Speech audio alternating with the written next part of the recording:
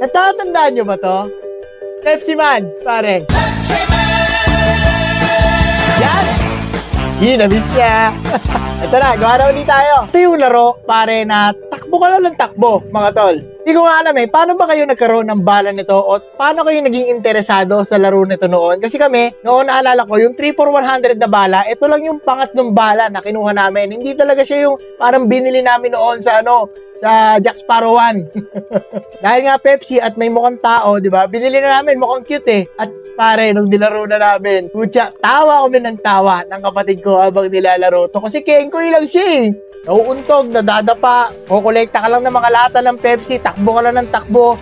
Ito yung sinaunang Temple Run, pare. Ito yung ama ng Temple Run, pare. Ang naalala ko dito, mga tol, yung aabuti ka lang isang malaking lata ng Pepsi, tapos si Pepsi Man, tatakbo sa paharap sa'yo, sa screen, di ba? Parang Crash Bandicoot. Hindi ko alam, iba-iba yung level nun Hindi ko nga maalala nung tapos namin to. Ang naalala ko lang, sobrang saya palagi nung intro, nung laro na to, pare. Yung may matandang umiinom ng Pepsi, tapos may kakanta ng... Yan!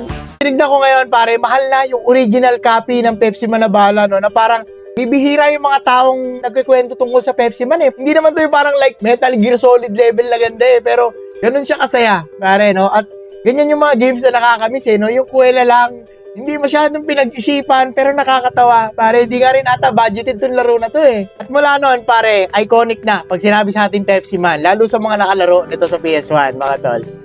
Solid yan, pare. Sobrang love trip yan. Ano pa ba?